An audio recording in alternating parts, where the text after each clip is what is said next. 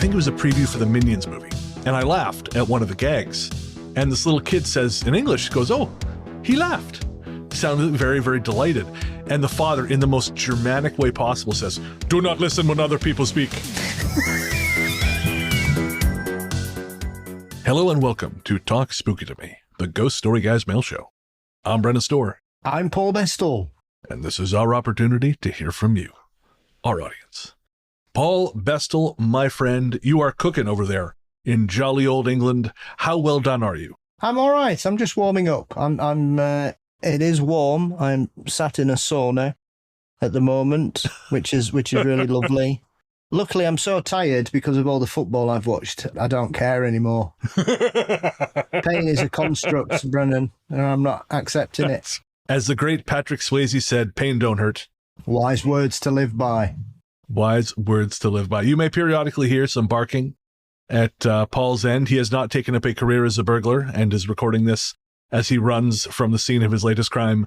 He is house sitting for his mom, and her dog and Theo are great buds. They get along well together, and that sounds like a lot of barking. So you may periodically hear a little bit of that in the background, but it's part of the charm here of Ghost Story Guys. Over the years, Paul, I've had to let go of my hang up about having totally pristine audio quality because, well, we're just too poor to have studios.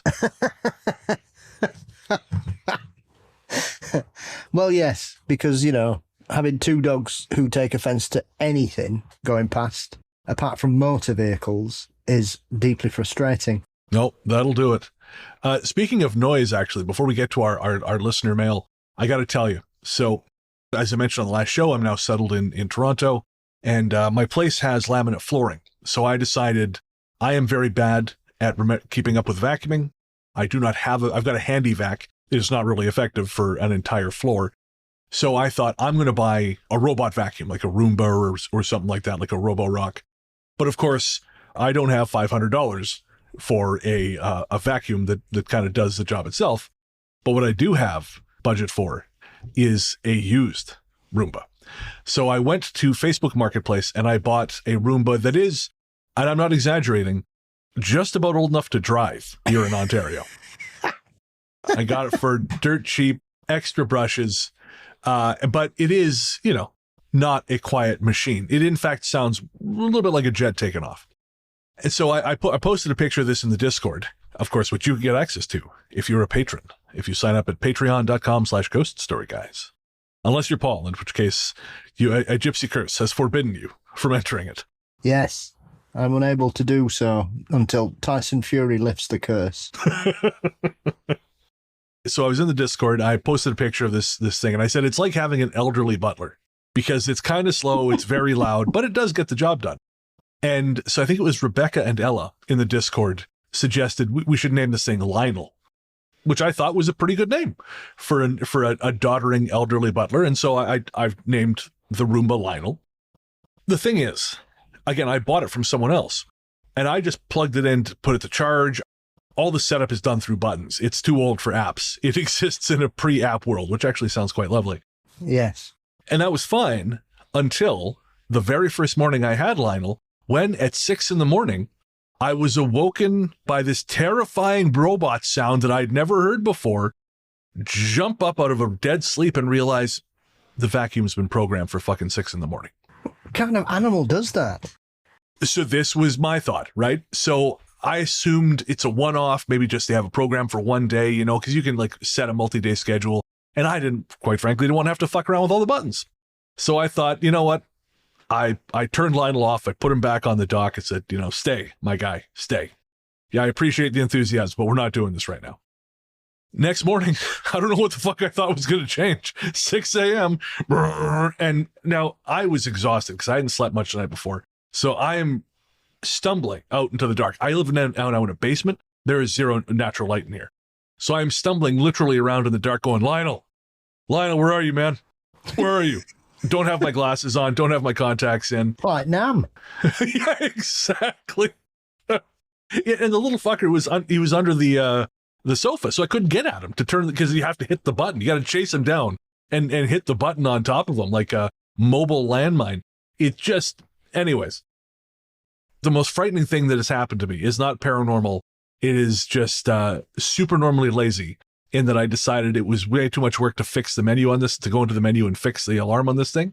And that bit me in the ass 2 days running. So I have now gone in and turned off the alarm. And Lyle and I get along much better now.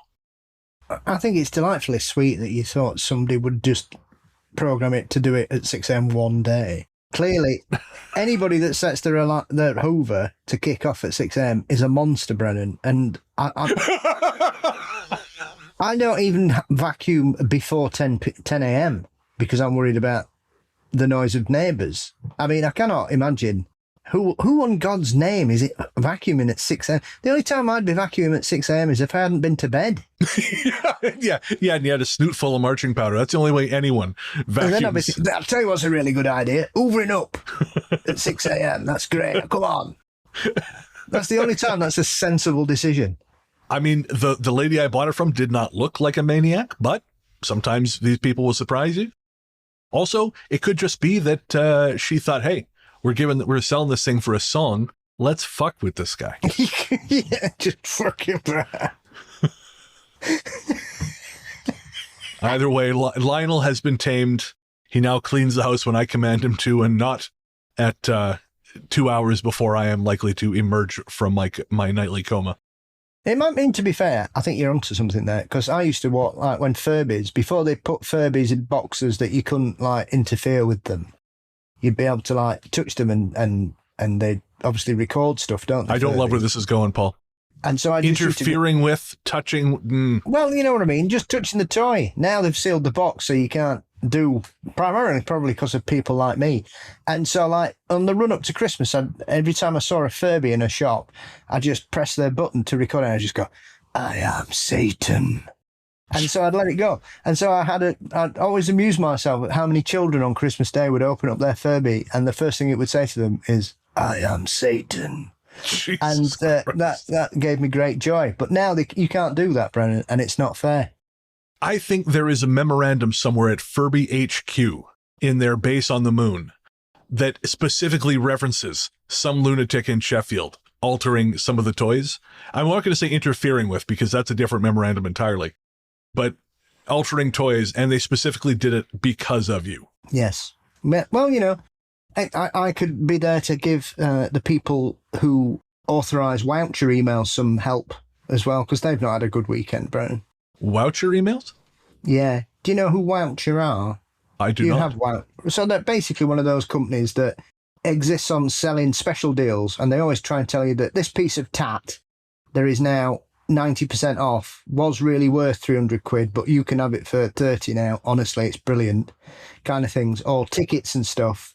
So anyway, last week we had a very strange incident where a small child was picked up by another visitor at a zoo and thrown into the crocodile enclosure.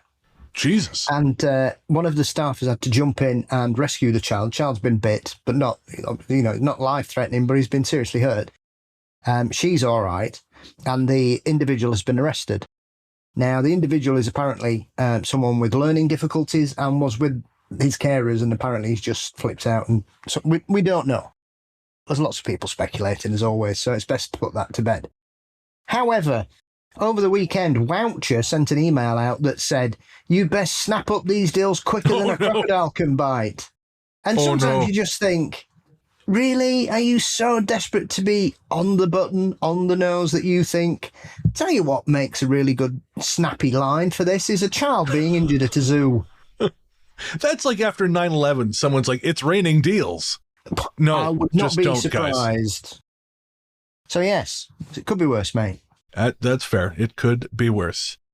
And you know what's going to be so much better than any of those things, Paul? The World Cup. The World Cup and reading some listener mail. Our courteous and efficient staff is on call 24 hours a day to serve all your supernatural elimination needs. We're ready to believe you. The plan behind today's Talk Spooky is to keep it, to a manageable length. I went with a shorter script this time. This never works, audience.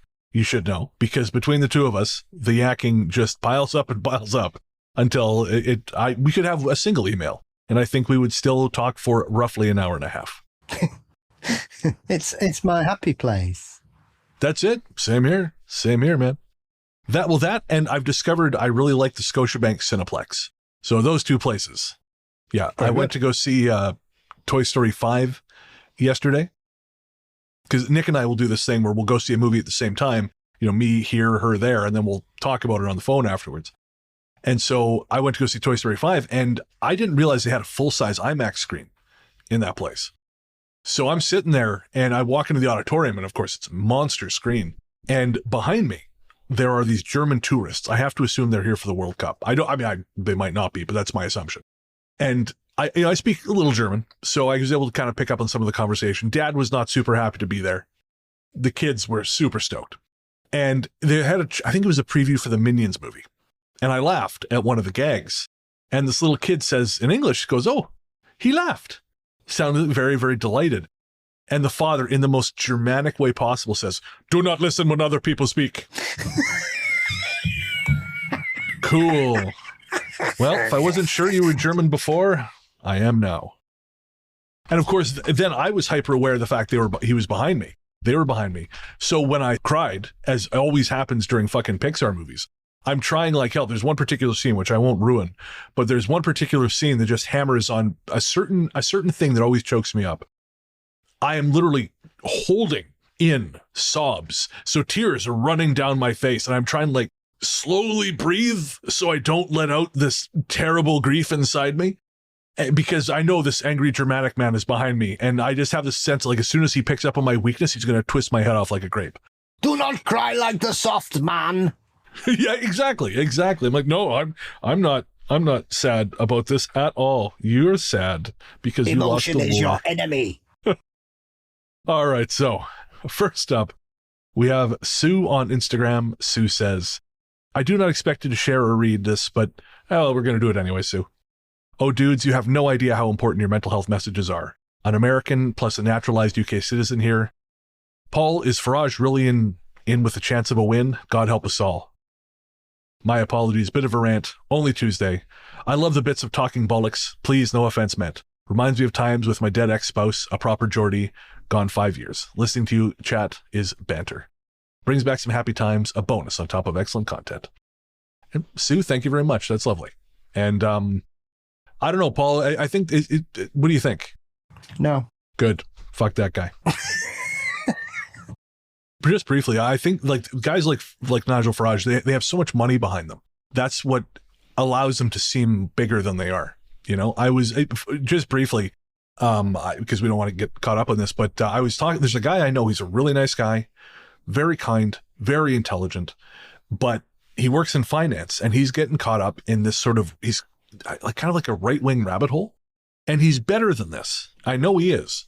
But he's got people around him who seem to represent alternative points of view, right? They seem to be, you know, like the people who would not say such things, but they are saying these kind of really terrible biased things. And then he told me the other day he was reading, I assume you're familiar with this book, The Camp of the Saints? Yes. Yeah. So he told me, "Oh, have you read this? This is really like, this guy is kind of like a prophet, man." And I said, "Okay, I'm enough of this." I said, and Camp of the Saints, folks, is a terribly racist book. I'm not even going to get into it. You can Google it if you want by a guy named Jean Raspail. He's a Frenchman. It's garbage. It's just garbage. And I said, "You understand this is the favorite of these people." And I gave him a list of people for whom this book was like a source of major inspiration. And I'm not going to say their names on the show because fuck them all, but they're not people you want to be associated with. And he's like, "Oh, that's interesting. That's not good." I'm like, "Yeah." So I'm hoping that maybe got a wedge in there a little bit, you know, but he's definitely fallen down this because he's not British, but he's got it in his head. Like you guys are about 2 days away from Sharia law. And this shit has just been going round and round in a circle since 9/11. Yeah. It's amazing how powerful 6% of the British population is. Just nuts. Just bonkers. It's all coming from X. It's all coming from Musk. 100%. Yeah, no, absolutely. That guy is a nightmare. Hopefully his money keeps multiplying and then eats him like the rats. We can but hope. We can but hope. All right. So next up is the Spotify Roundup. This is a selection of comments over the last 2 weeks from our listeners on Spotify. And please do comment on Spotify. We love seeing comments from you guys. It is always a treat. So first up, we've got Angel or Madman 1, who says, as a female law enforcement officer, thank you for calling the last guy a prick. If I had a dime for every time someone called for help, I showed up, and the guys act like they're there to save me, I could comfortably retire. I believe that was from our Haunted Malls, the Haunted Malls episode. And I believe it, Angel or Madman. I absolutely believe it. I've heard guys say that. I've heard guys talk about female officers turning up and going like, oh, what am I supposed to do with this? Yeah. Oh, you're right. You're so much worse off than you were before, you jackass. Next up, Wolf Goddess 56 comments on our Under the Bridge episode, which our good friend Sam Searan joined us on. Speaking of arm wrestling, my husband has a friend who was doing such a thing with another friend of his. And wouldn't you know it, there was too much force and one man broke his arm. Oh, no. He had to go to the hospital, reset his arm and get some stitches. He now has a lovely scar to prove it as well. That's because of you talking about arm wrestling clubs in Vancouver. Yes. Briefly, I can't remember how it came up, but we were talking to Sam. Arm wrestling came up, and I mentioned that a long time ago I was wandering through, I want to say Robson Square. I can't remember the name of the place, but some square in Vancouver, and there was like an arm wrestling club set up. And I thought, I'm not dumb enough to fall for this, because this is all you do all day. This is your whole thing. It's basically just like, come here. It's like if was it like Ronda Rousey had a booth. And it was just like, come and fight a fighter. No, I don't think I'm going to do that. I think I'm going to do anything but that. Yeah. As with any conversation that leads to arm wrestling, it could only have been talking about over the top, surely.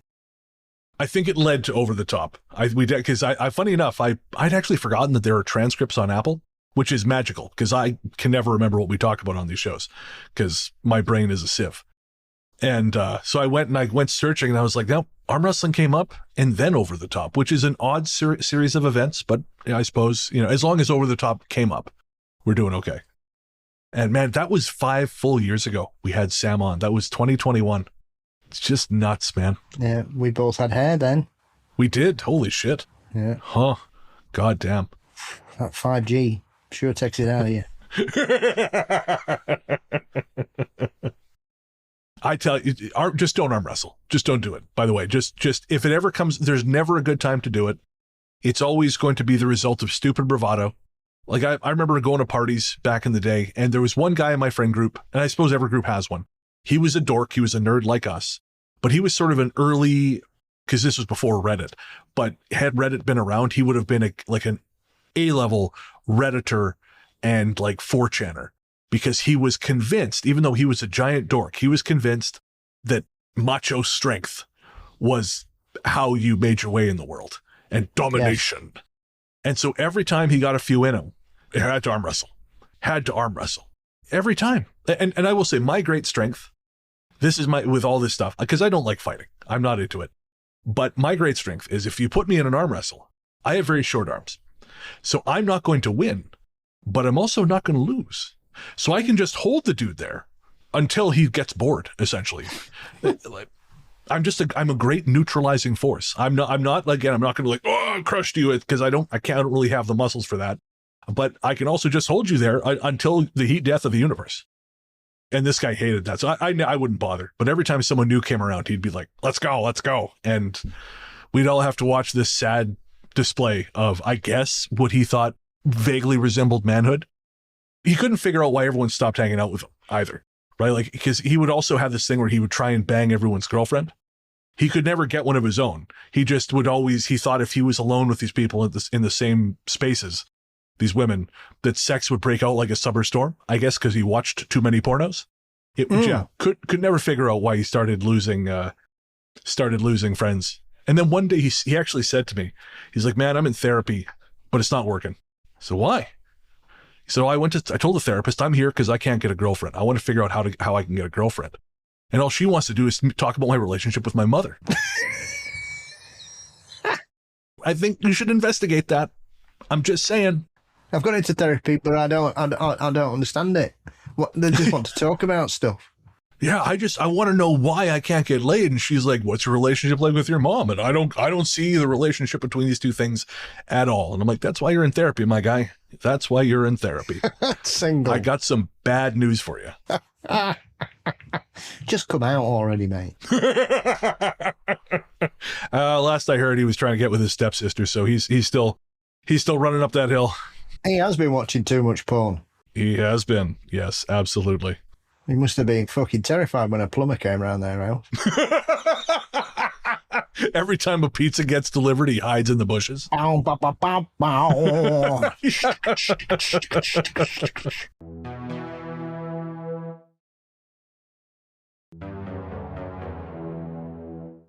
Next up is from Teresa Udell. Teresa is actually one of the listeners I've had the pleasure of meeting in person. She met up with me when I first moved to London. She was passing through and introduced me to what became my favorite coffee shop, Locomotive Espresso, which has since changed hands, and boy, does it suck now. So that's a bummer. But Teresa, we were there when times were good. And Teresa says, yes, they can turn water on. Our workplace ghost turned the women's staff washroom shower on, held stall doors closed that would never stay closed, made toilet paper crumple noises, and flushed toilets regularly. Super duper active workplace, especially around the washrooms. Whoever it was thought they were funny. They always fucked with us, intentionally. The others there were just there. And that is fascinating, Teresa. Thank you for sharing that. Funny enough, I went to go see Leviticus the other night, which is solid. It's another Australian horror film, sort of in the vein of Talk to Me and Bring Her Back. Not as good as those two, but still good. But there's a scene, a very effective scene right at the beginning where a shower turns itself on and some disturbing shit starts happening. And yeah, it's still a creepy image. Just having the shower just suddenly pop on. Like there's something, I think, even more than the kitchen sink. Especially when you're in bath. Yep, that would do it. Just start drowning.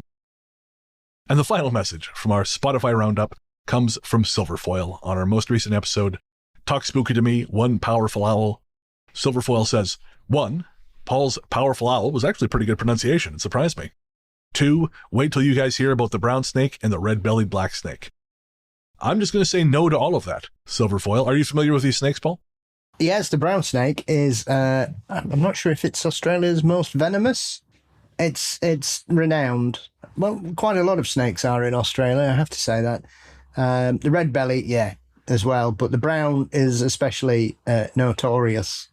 I think it's certainly one of the most. I'm not sure if it is Australia's most venomous. I mean, it's up there with like the fleur de lis and the fleur de lance, and the what's the other one? Taipan, which are basically. Oh Jesus! If you're within a certain distance of a hospital, good luck.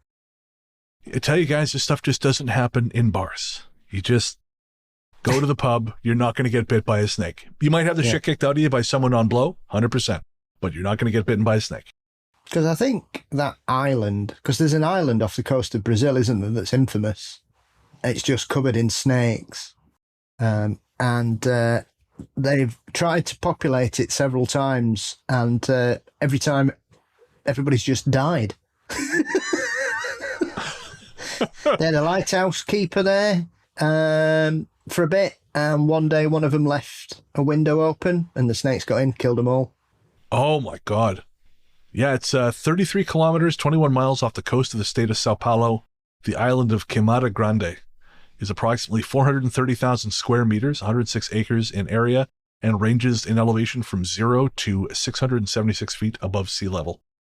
Is the only natural home of the critically endangered golden lancehead pit viper. Good That's Lord. It. I learnt that on, what was it on? It was on a program talking about deadly islands, and that was one of them. And I'd never heard of it before. So it's quite interesting. But the fact that people have tried to keep, like some farmers turn up and said, oh, this will make a brilliant banana plantation. And yeah, it did for about 3 days. And then everybody started dying. So there's literally hundreds of thousands of these snakes on this island. It's not just like a few. There's thousands and thousands of them. It's just what hubris.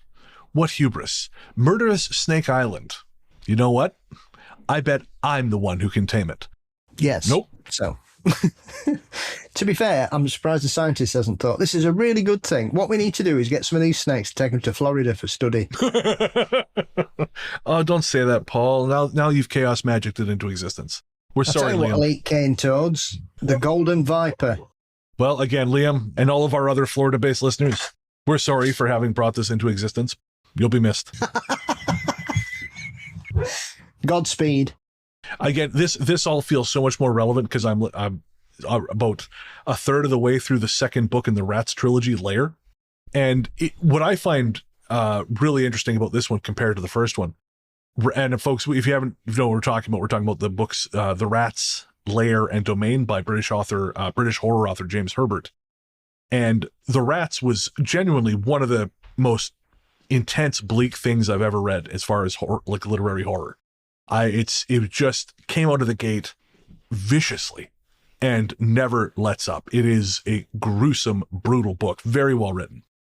And the second book, Lair, you can tell he's a much more assured writer.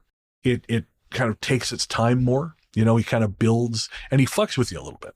He introduces like about 3 or 4 different scenarios where you're just waiting for like these rats to tear apart, usually something very innocent and unable to defend itself. And he doesn't do it. He just sort of pump fakes. And I'm at the point now where the rats are just about to really, really go to Chew Town. But the thing I don't love about it is with his newfound confidence comes a Stephen Kingian level of intensely detailed sex scenes. And no thanks. I can tell you right now, return to sender, address unknown. I don't want this. There's something about when skinny little dudes write sex scenes, you can practically feel their sweaty palms, and it is a horror. It is equal or greater than the rats described therein. There is a lengthy sex scene prior to the first rat kill in Lair. And I think so far that has disturbed me more than anything the rats have done. Because I'm like, I'm sure this is just a laundry list of your kinks, my good man. And boy, do I wish I'd remained ignorant of this. Well, sometimes, yeah, it was, especially as a younger reader of James Herbert, I must admit, there was many a time I went, ooh. And I'm like 11, I'm like, hang on, is this naughty words? They sure are. Even though I learnt all the naughty words within a week of joining junior school. Jesus, I hope you didn't learn these naughty words. That's some varsity ball, man. Holy shit. We've always had a talent for swearing in this country. That is true. All right. Oh, and speaking of powerful owls, we mentioned if anyone wanted to record themselves saying, if any of our Aussie listeners wanted to record themselves saying a powerful owl, they should do so and send it in. And someone actually did. Our listener, Beth G, and now patron, had her husband. He recorded one and sent it in for us. Paul, you can see it. I just dropped it in the script there, and I will insert it for our listeners as well. G'day, Brennan and Paul. Powerful owl. Powerful owl. Yeah. That's very good. G'day, Brennan and Paul. See, making friends across the world, aren't we? That's it. All about magic. It's the magic of the ghost story, guys. And powerful owls. All right. So we have 2 more emails left, which you might think, wow, that was fast, but they're lengthy emails. So I think it's all gonna work out. And the first one comes from Claire, although I think this is technically your turn. So it is. But thank you for guiding me in there. Let's not call it that. Not after what we were just talking about with the rats. Anything else. It's interfering with Furbies. Yeah, no, we're on. This is okay. We're just gonna move on. Okay. So Claire says, "Hi, Brennan Paul. I'm enjoying your malls episode, and it has brought back a memory from my retailing days. About 16 or 17 years ago, one of my first retail jobs was for a women's fashion retailer, and I was assigned to the City Store, which is in the Hay Street Mall of Perth in Australia. The mall is a pedestrian-only section of an inner-city street, with smaller malls linking it to the parallel Murray Street Mall on the north side, and to the south, A church arcade and a shopping mall connect it to St George's Terrace, the business district of our city. Our shop cornered this church-owned arcade, and our shop at the time was of the most recent fit-outs of the shopfront area that was built around the 1930s. Late-night shopping on Fridays in the city had been a big fixture for some time, but by the time I had this job, the streets were fairly deserted by about 7:30 to 8 o'clock at night, as people ventured towards the bars and clubs of the city. Every other day of the week, we could cash up and close our shop without issue. However, Friday nights the environment changed. There were lots of little noises that we would try and convince ourselves were coming from the shop next door, until the cash drawer would shut on its own accord, or you'd have to check that you hadn't forgotten customer in the fitting rooms to the back of the store, only to find the area completely empty and clean. Due to cost-cutting, we were often left to only one staff member at the end of trade, which only amplified the feelings of not being alone. After a few months of this, the activity shifted to the day. One morning, I was in the back of the store by myself before opening, and as I got to the storeroom door next to the fitting rooms at the back, I turned left and I was about to let out a frustrated spiel to myself about the previous staff not tidying when they left the night before, only to realise that I was mistaken. I wasn't looking at a pile of clothes on a double take. I was seeing a very vivid apparition. It was only half of one, of a child sitting on the bench seat across from where I was standing. She was wearing a full-length white skirt and polished black boots. I couldn't see anything above her waist. It might have been there a few seconds or 5 minutes just staring. I couldn't be sure of the time that passed. From the front of the shop, my colleague came in, and as she got closer to me, she said, jokingly, "You look like you've seen a ghost." It took a second for me to turn to her, and that's all I could do was nod and say that I had. I shook it off as the day progressed and articulated the story to my colleague. The rush of the day and week progressed, and the incident was soon in the back of our minds. A few weeks later, the same colleague and I were in the store early to have a state conference call with the other stores and our state manager. Everyone was making the rounds of hellos to start the call. We announced ourselves as usual, Kat and Claire. A flurry of voices were asking at which store Erica worked at. This happened a few times before the manager stated that she would start the call without us as we weren't online. We tried to say we were there, and no one heard anything except every so often they could still hear the name Erica being announced. Most people were quite glad if a ghost interrupted and took over a Teams call. I was going to say, yeah, you put me on a Zoom with anyone and then have a ghost volunteer to do it. Sold. I love them, especially when we have massive company ones, because every time they say, you always mute your microphone, close your camera, which you do anyway, so you can do something interesting while it's on. And there's always somebody like swears, one of my favourites was, "Oh, I wish they'd hurry up, I need a really big shit." And because they didn't know who said it, they just went, we'd just like to remind you to mute your microphone. Then you obviously, there's the guy that said, "Oh, shit." And he went, "Oh, no." Or you hear people like, "Oh," or you can hear people in toilets. It's just unreal. I live in fear of that. When we launched Fear Daily, we were on a particular network. They would have a monthly kind of mixer for all the shows on the network. So I would log in from my phone.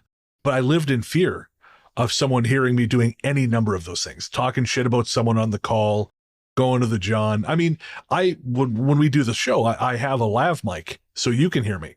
And I'm terrified every time I get up to go to the bathroom that I'm going to do a naked gun and, have like a live stream of me taking a leak while you're hearing it all and clawing at your eardrums. There was one time I sent the link out. We were having some people on the show. And I sent the link out for later in the day. And I thought, okay, whatever, they'll log in when it's time. But it occurred to me, I was in the room and with my webcam on. I didn't have a shirt on. So I was just, and I don't think they ever logged in, because why would you before it's time for it was hours before the call. It was just the morning of. So I basically got up out of bed, stumbled to the computer, sent out the link, made sure the room was working. But I was like, Jesus, if they logged in to check the link just to see if it works, I'm sitting here in the all together. This is bad form, man. We're still on very good terms. So either that didn't happen, or they liked what they saw, which it seems very unlikely. But, either way.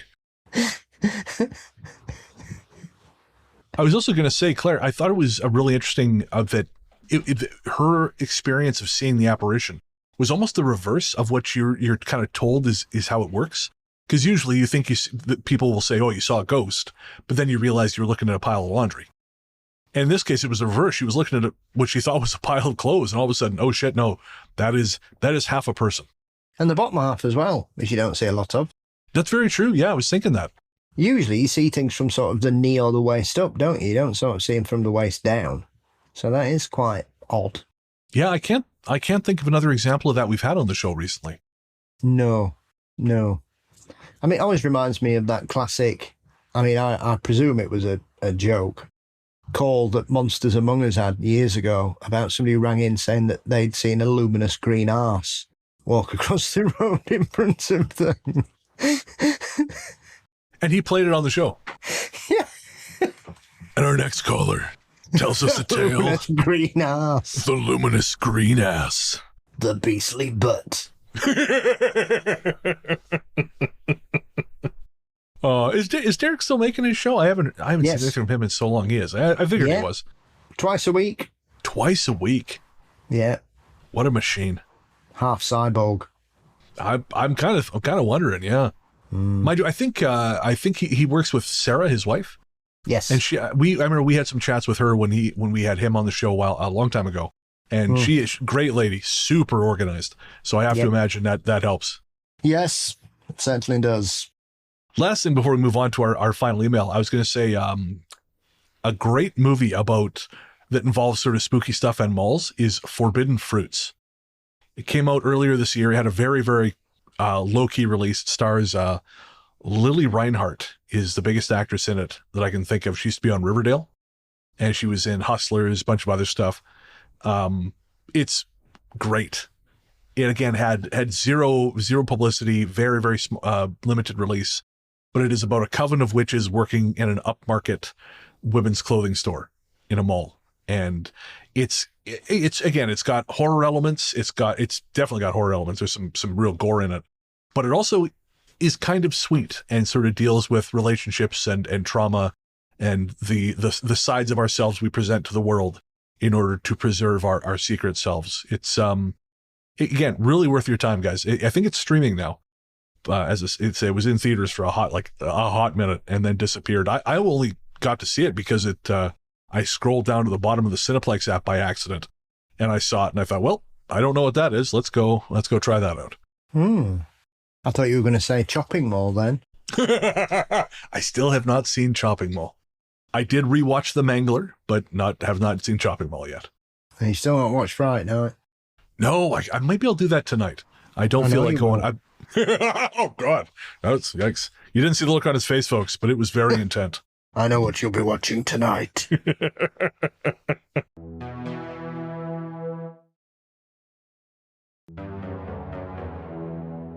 Our last email for tonight comes from Mary. Mary says, "Hey, Paul and Brennan, I'm a longtime listener, and I had a wild story to share that happened to me yesterday. I'm a deeply empathetic person, and I really absorb other people's pain, and it's something that seems to be getting more intense the older I get.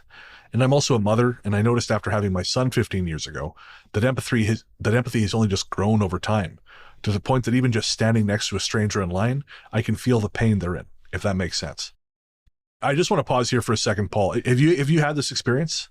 Yeah, it is strange sometimes. I've mentioned this once before, that I remember years ago, I was in a shop in Sheffield, and I was being served, and I was paying for what I wanted. And as I looked up, there was someone else at another till, I don't know, 30, 40 yards away. And I looked at them, and I've never felt a wave of sadness hit me as much in my entire life. And this lady had loads of colourful clothes on and everything, like bright things. But when I looked at her, all I could feel was the deepest sadness I've ever experienced of someone else. Interesting. Didn't know her, never seen her since. But as soon as I saw her, I just felt incredibly, to the point it nearly made me cry. Oh, wow. Didn't know her, never seen her again, no idea. But that particular day, it just struck me. So it's the only thing I've ever any. Obviously, I consider myself as quite empathetic, and a lot of friends, and we all talk about all kinds of things. But that's the first and only time I can really think of being emotionally shaken by someone or something I didn't understand why I felt that. And it'll hit you like a ton of bricks. Like I one of the reasons I wanted to stop just there is I definitely have noticed that as I've gotten older, it takes so much less for me to access those emotions. It just, yeah. And I don't know if it's because if I'm actually feeling what they're feeling, or am I just sort of putting my own thoughts about what, like kind of making up a story about them based on what I'm seeing and putting myself in that story. I don't know, but it takes nothing. And I remember a long time ago, back when I had Largely the Truth, I remember interviewing Jerry, who used to make music for us. And I remember he said that for him, it started when he had kids. He noticed like it was harder for him to watch really violent movies in the same way. He still enjoyed horror, but it changed a little bit for him. He was no longer seeking out the most graphic, the most fucked up stuff he could. Certain things just bothered him more. Yeah, he should have watched Bloodsucking Pharaohs in Pittsburgh. That'll have put a stop to it long before that. They'll destroy any empathy, any shreds of empathy you might have stored away in your getting psyche. Back on track. That keeps getting threatened as a title for Vinegar Syndrome. Every now and again, because they'll when the next month comes out, they'll have like a teaser for like what our 3 or 4 titles are going to be for this month. And there have been a handful of times where people in the subreddit have been like, "Oh, I think this means they're going to do Bloodsucking Pharaohs in Pittsburgh." And if they do, I'm going to be both so happy and so fucking mad at the same time, because that's like having like a depleted uranium in your house. It's so bad, it's radioactive. But also, I'm going to have to buy a copy to send to you because I can't just own this alone. Well, it's one of the B-movie accounts I follow on Instagram shared some of it, a clip from it the other day. No. And I was compelled to comment, and I said, I have to say this is one of the worst horror comedies I've ever seen, because it's neither horrifying nor funny, though I do have to commend the lead actress's roller skating skill work. It was outstanding, and that's the only compliment I can give that film, is she was brilliant on those roller skates. I hope the filmmakers appreciate how much it took for you to even give them that faint praise. Yeah. It comes to something where somebody's, a former adult actress's roller skating ability is the best thing about your film. Oof. All right, back to Mary's email. I work with a woman whose sister was diagnosed this week with an aneurysm, and she's pregnant. My friend was so devastated and upset and terrified because it's such a scary diagnosis. And also other women in her family have died from aneurysms, and her sister have always shared this fear that it would happen to them someday. So I've been absorbing her sorrow and anxiety the last few days. What I didn't tell her was that a long time ago, I had a friend named Melinda, and Melinda died in childbirth from an aneurysm in her brain that they didn't know was there. I still always think of Melinda after all this time because she was so kind to me, and was a friend at a time when I didn't have a lot of friends nearby where I was living. All Melinda wanted when I knew her was to be a mother, and she waited so long for it to happen. When I got the news that she didn't make it through childbirth, I was so devastated that the little girl would never know her wonderful mom. Melinda was a beautiful person inside and out. So yesterday I went to school where I work with this woman whose pregnant sister was diagnosed with an aneurysm, and it was field day. And normally in America on field day at school, you'd wear shorts and a t-shirt. My class was given the color yellow as our team color. I didn't have any yellow t-shirts I could think of, but in my closet, I noticed a dress with daffodils on it. And I'm not playing all the games. It was a very hot day, so I decided to wear this dress that is yellow.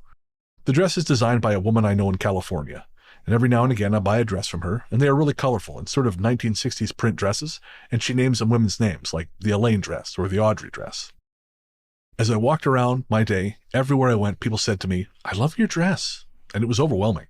I've worn the dress before and no one said anything, but literally getting my coffee, getting gas, all the kids at school, people I work with, they all said something. I went to my son's school quickly to give him something, and people there said they loved the dress. Someone in a convenience store where I bought a soda. Later, I took my mother to dinner, and she noticed the dress. The hostess, the waiter, the bartender at the restaurant all complimented it. I mean, it was, "I love your dress," all day, and it was a very busy day. And in the course of the day, my friend called me to say that her sister finally got the news that it was going to be okay, that there was a simple procedure her doctors could do to handle the aneurysm, and everything would be safe for her and the baby, and I was so relieved. Then I was thinking about the woman who designed my dress, and I wanted to tell her how many compliments I got on it because it was really wild. How many people remarked about the dress yesterday. So I looked up my order history on her website so I could refer to the dress by the name she called it. The name of the dress is the Melinda dress, the name of my friend who died about 25 years ago.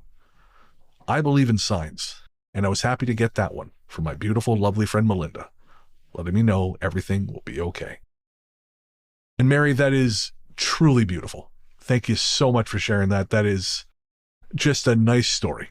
And I'm so happy to hear also that your friend's sister is going to be okay as well. I know I myself lost a friend when I was very young to an aneurysm, and I know another friend of mine lost his best friend to an aneurysm as well. I believe in his either late 20s or early 30s. It is it's just terrible. It's a terrible thing. And I'm so happy that your friend's sister is not going to have to go through that, and her family's not going to have to go through that.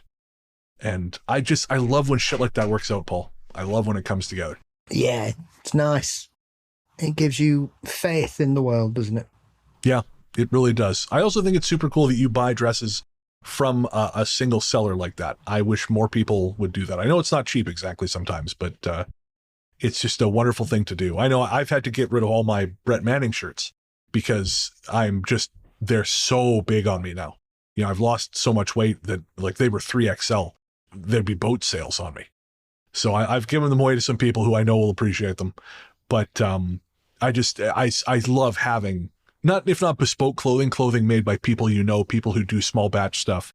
It's pretty cool. Yeah, definitely.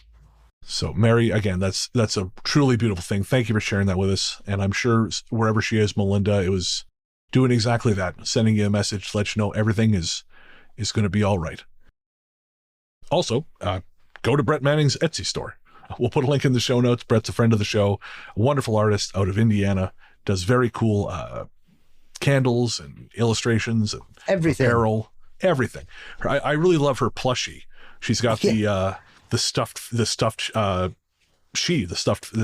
Good Folk designs that are just the coolest shit. At some point when I'm, not quite so broke, I'm going to order some more stuff because I love her candles. I'd love to get a plushie.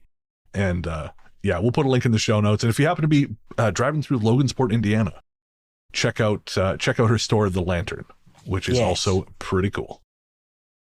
Well, that's going to do it for this episode of Talk Spooky. Thank you so much to everyone who wrote in. I cannot tell you how much we appreciate every single one of you. Thank you to everyone who left comments on Spotify, YouTube, who left reviews on Apple, who sent us emails to ghoststoryguys@gmail.com, who filled out the form on our website at ghoststoryguys.com, who messaged us on Instagram where we're The Ghost Story Guys, who's found us on Reddit as r/Ghost Story Guys podcast. We're also on TikTok as The Ghost Story Guys. We're on Facebook as The Ghost Story Guys Cabin. And I think that's all the places you can find the show. We're also on YouTube, of course. We do a little bit of video there. We're not a full video show. We're probably never going to be a full video show, but there is some video over on the YouTube as well. Paul, my friend, where can everyone find you online? You can find me as Mysteries and Monsters across most social media platforms and all podcast sites. Fabulous. I'm Largely the Truth on Threads, Instagram, Blue Sky, and Letterboxd. You can find my horror fiction show Fear Daily, co-authored with Brandon Scheck Snyder, everywhere fine podcasts live.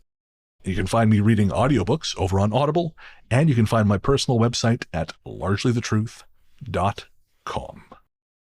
And of course, it would hardly be an episode of Talk Spooky without a song. This time around, we are proud to present yet another new set of musical guests on this show. They are what might sound like a threat to some people, but sounds like a good time to me, an 8-piece ska band. Yes, 8-piece ska band. Eat Your Heart Out, Slipknot.